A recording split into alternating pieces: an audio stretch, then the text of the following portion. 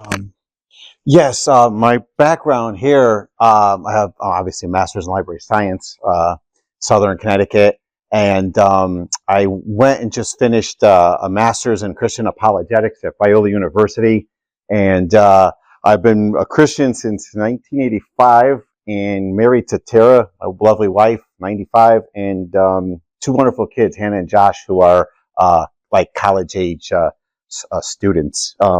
They're in their 20s.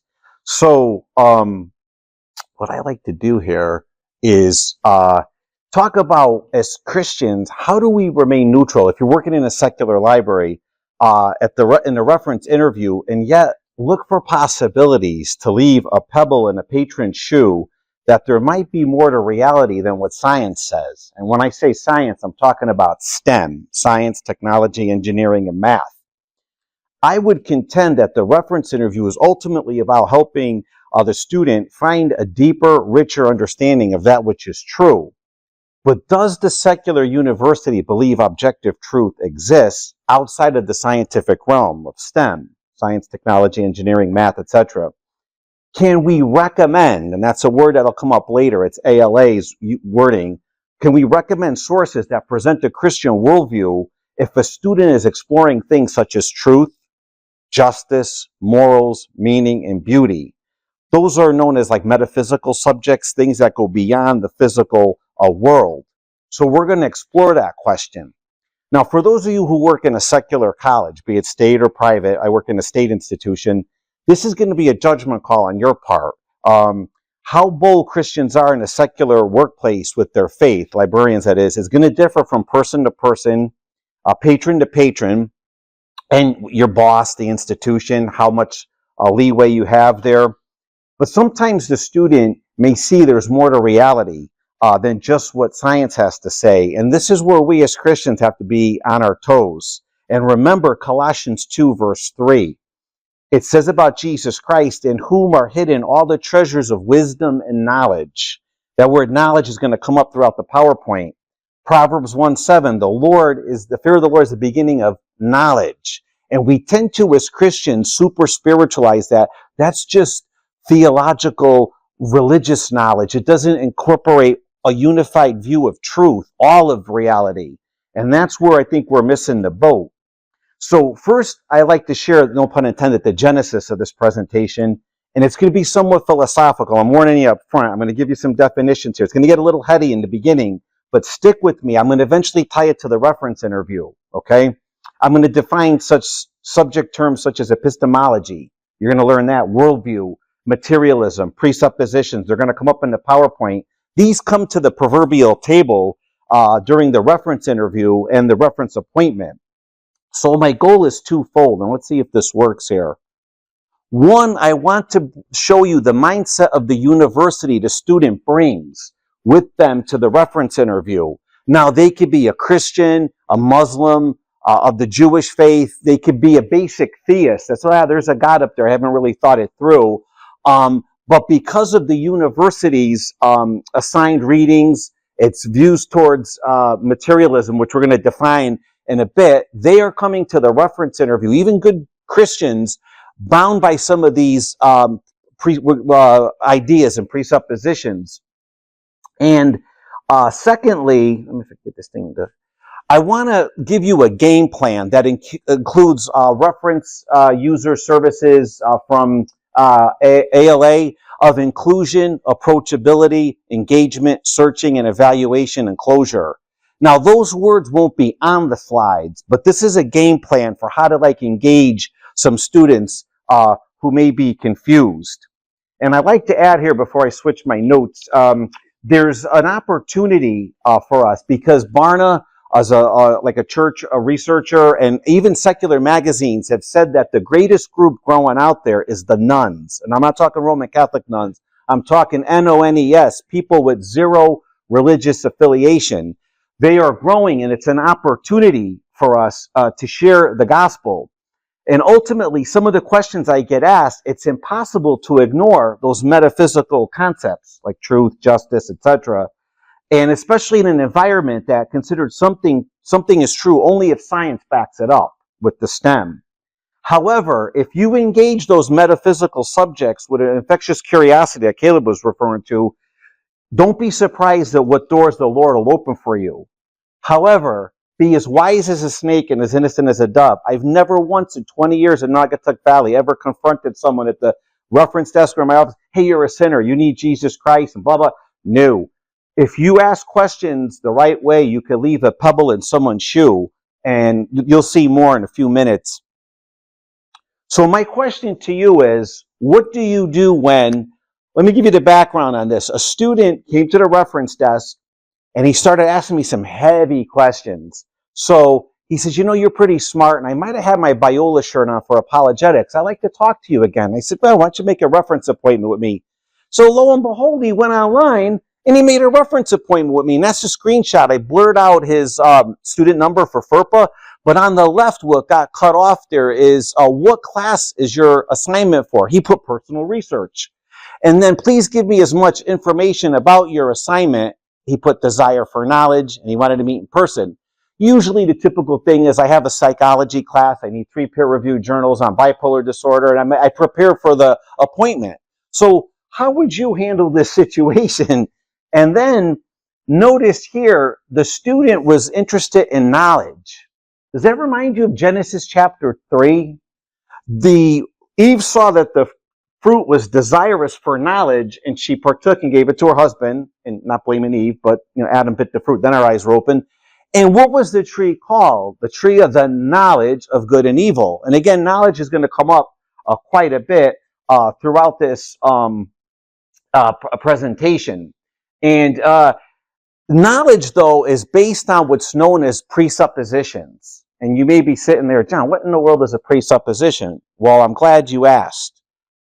A presupposition is an elementary assumption in one's reasoning or in the process by which one's opinions are formed. A presupposition is not just any assumption in an argument, but a personal commitment that is held at the most basic level of one's network of beliefs.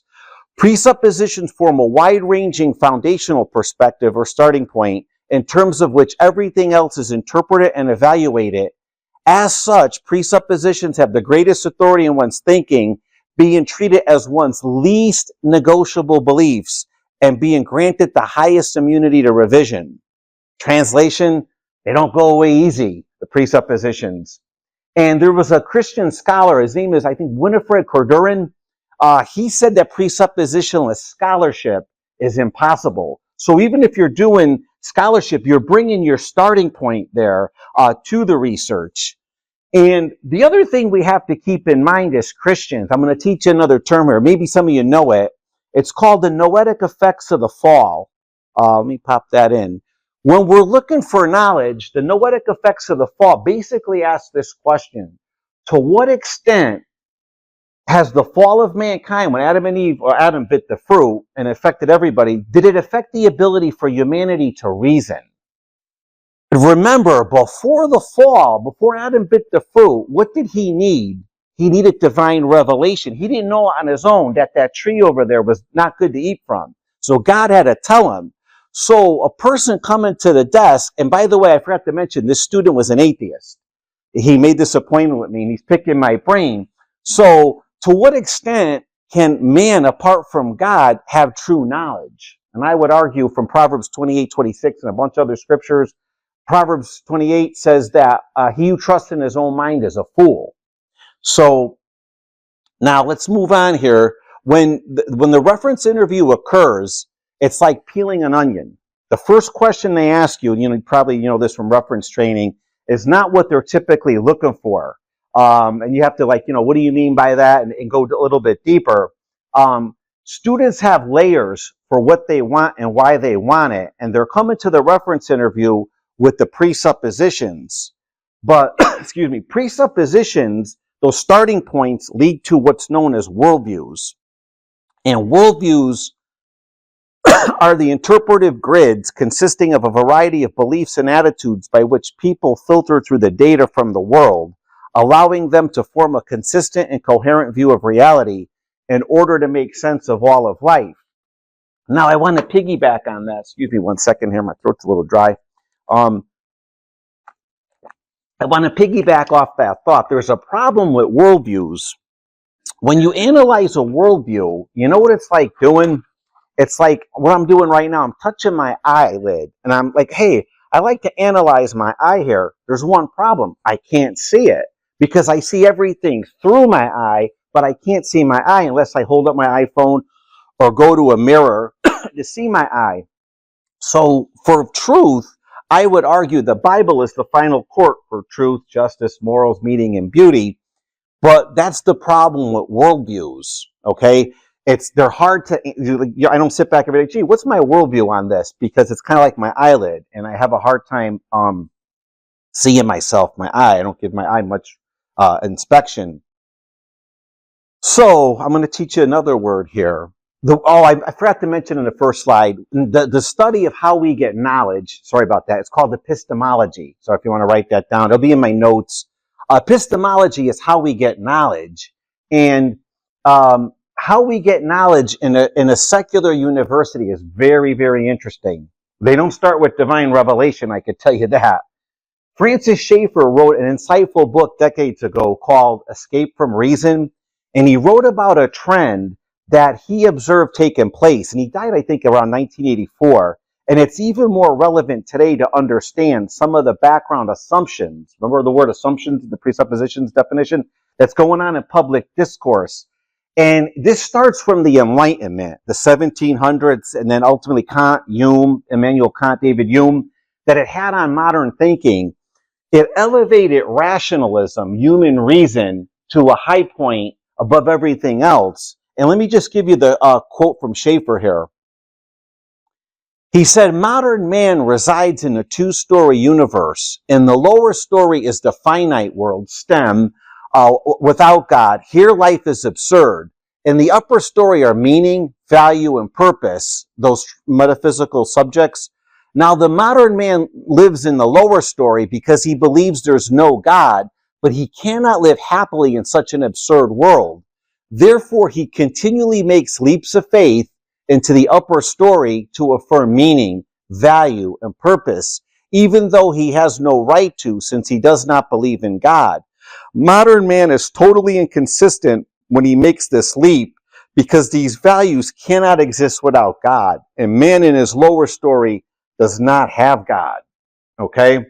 And this is infected the church. Nancy Pearcey, in her book, Total Truth, notes this, that a Christian high school teacher drew a heart on one board and a brain on another blackboard. And she said to her class, quote, and she documents this, the two are as divided as the two sides of the blackboard.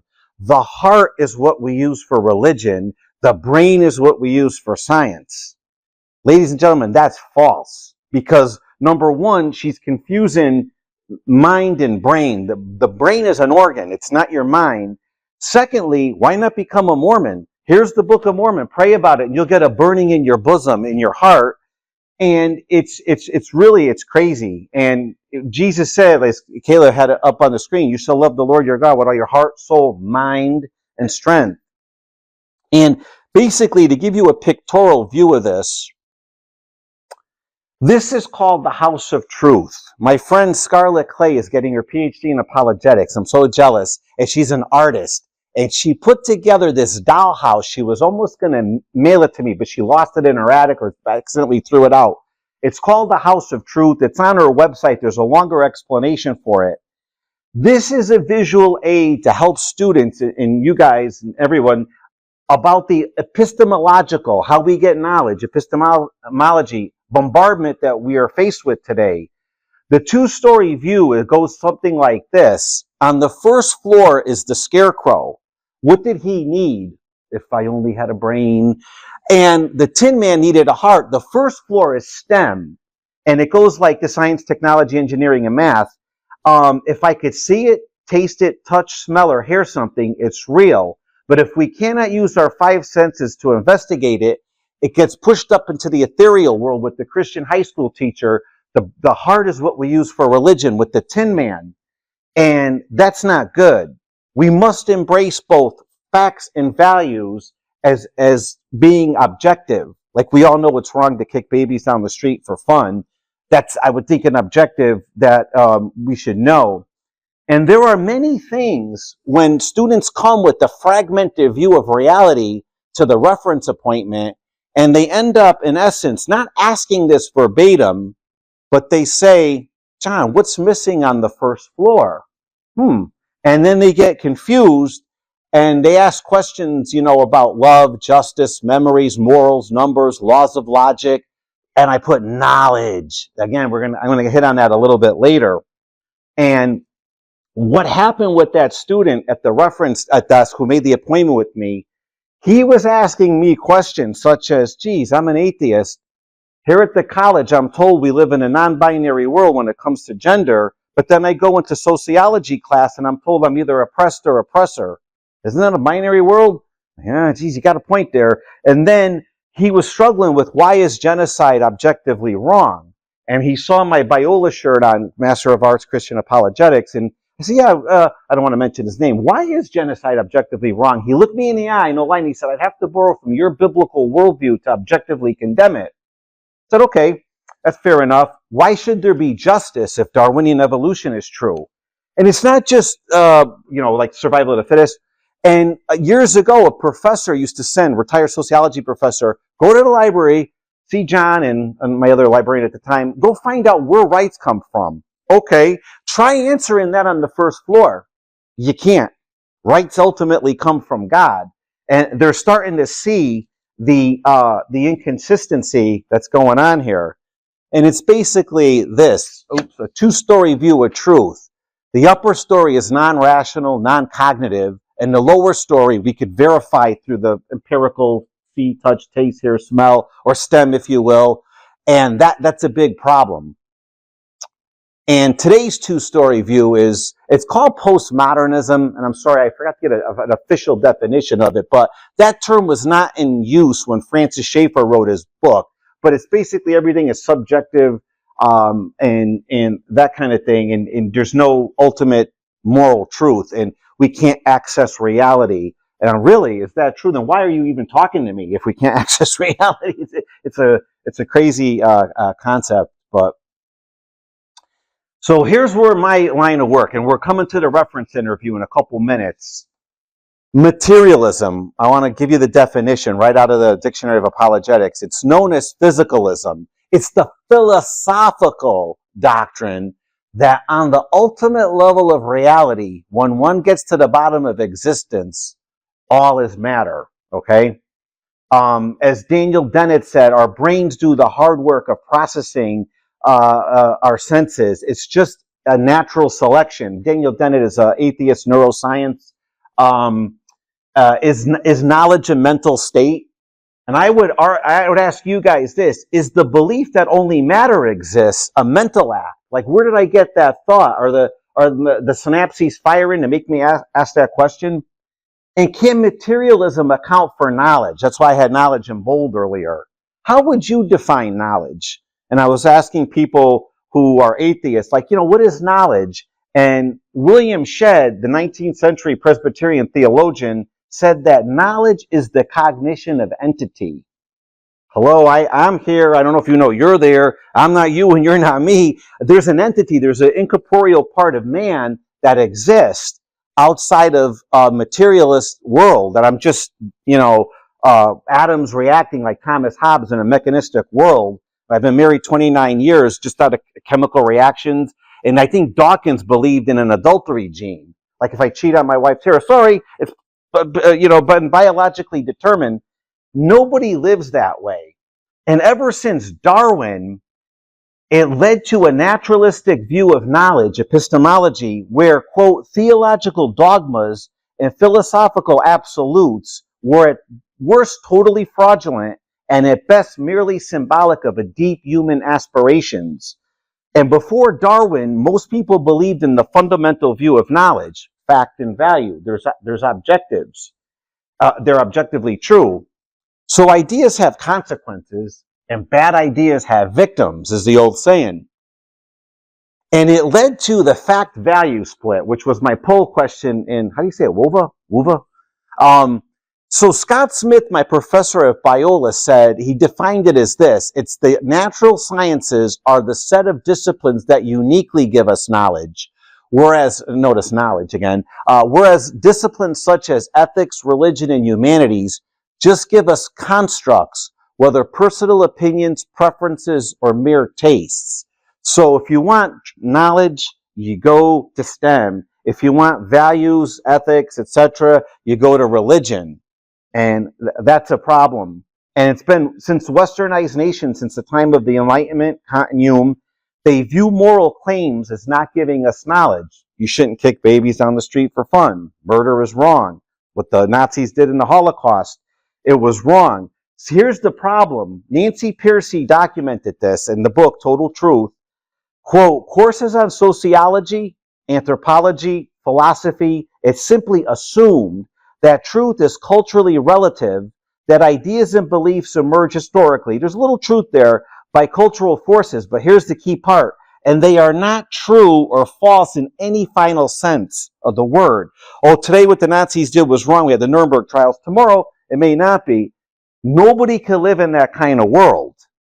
And how did this stuff get into the secular universities?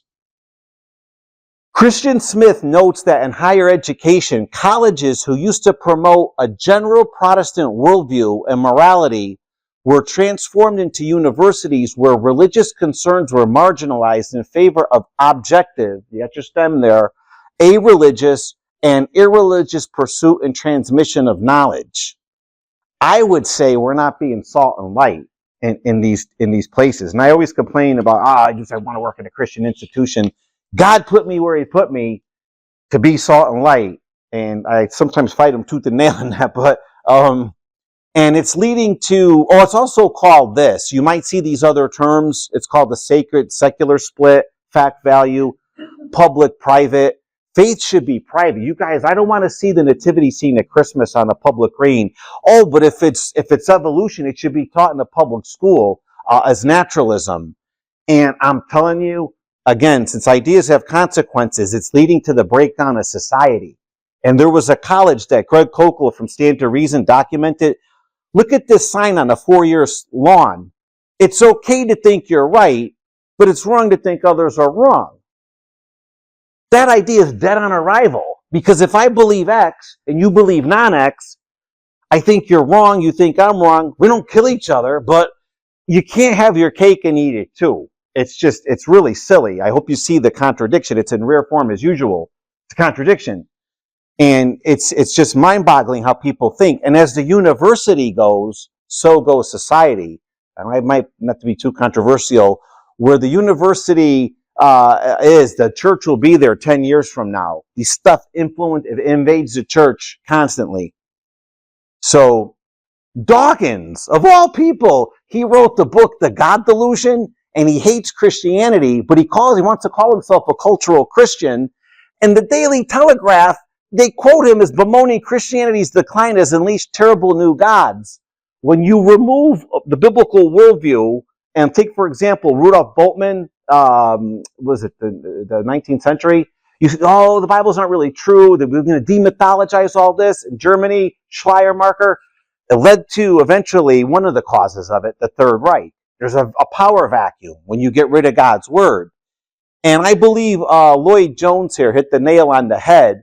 The tragedy of the last 100 years has been due to the fallacy of imagining that you could shed Christian doctrine but hold on to the ethics. You can't. 1 Timothy 4:16, watch your life and your doctrine closely. Persevere in them, because you'll save not only yourself, but those that hear you. So, we are going to get now to our job. Okay, you're going to stop talking heavy 500 level philosophy, and you have the definitions there of, all those terms. So ALA, and I seldom agree with ALA lately, but they do have the broken clock strike twice a day, and they have it right here. Reference librarians recommend, interpret, evaluate, and use information sources to help patrons with specific needs. What is the key word in that sentence for us to possibly open the door to maybe lead to a conversation off company time about Jesus Christ?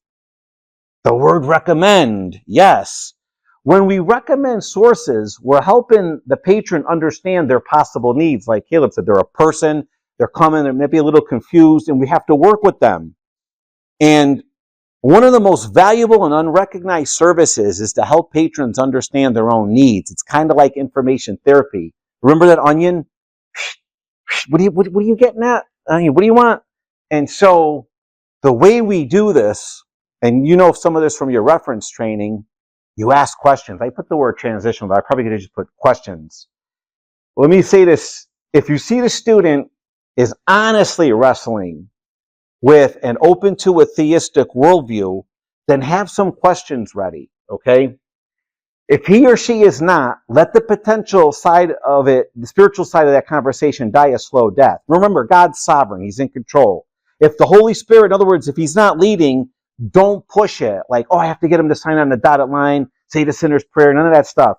Let it happen. So let it die a slow death.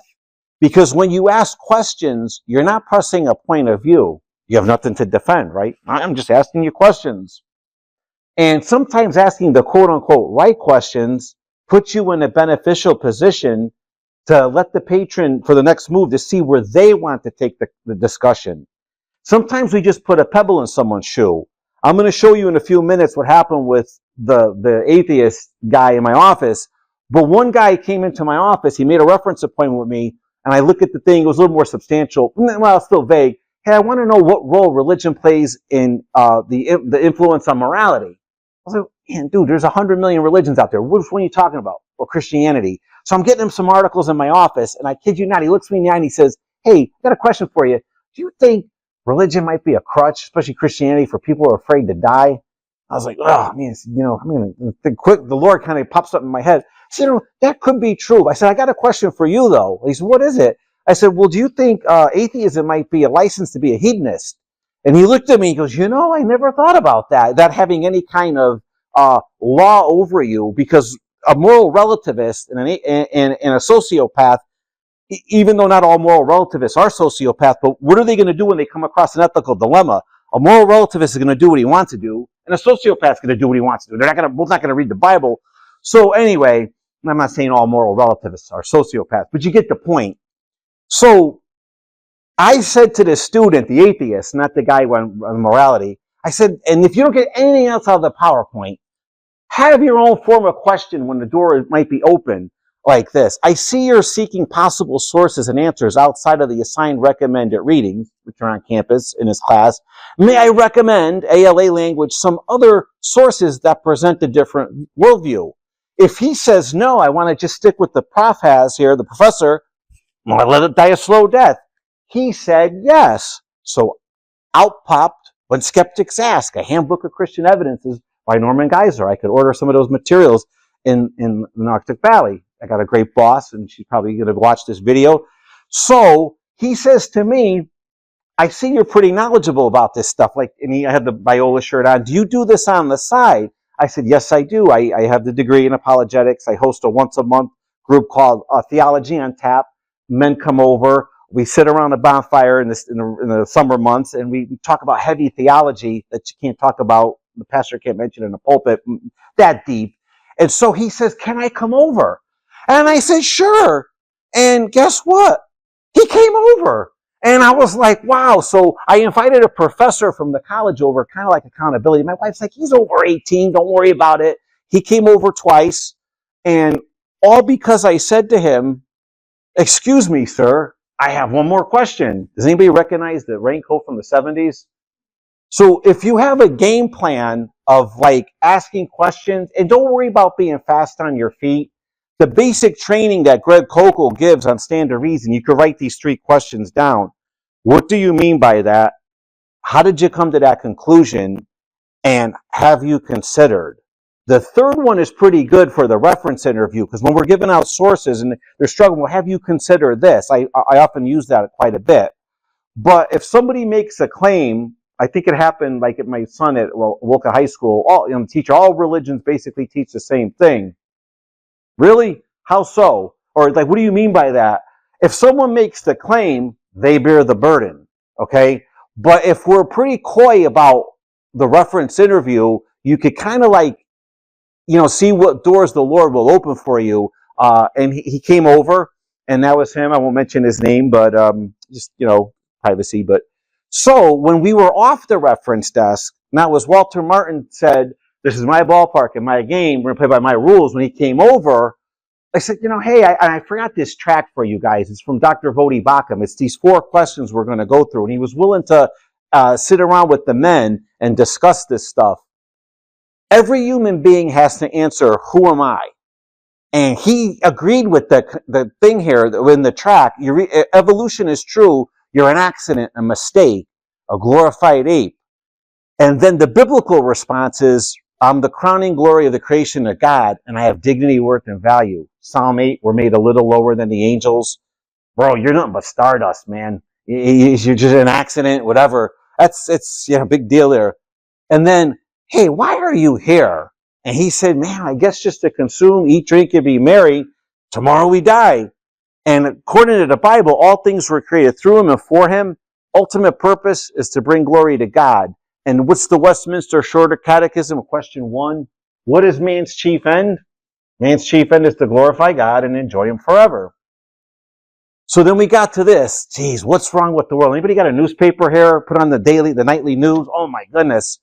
We're either insufficiently educated or insufficiently governed. Really? You don't think there's more to the world? The Bible says, as G.K. Chesterton answered an editorial, what's wrong with the world? Dear sirs, I am, yours truly, G.K. Chesterton. We've all sinned. We've all gone astray. Isaiah 53:6. Sin, we're alienated with God. My vertical relationship is not right with the Lord.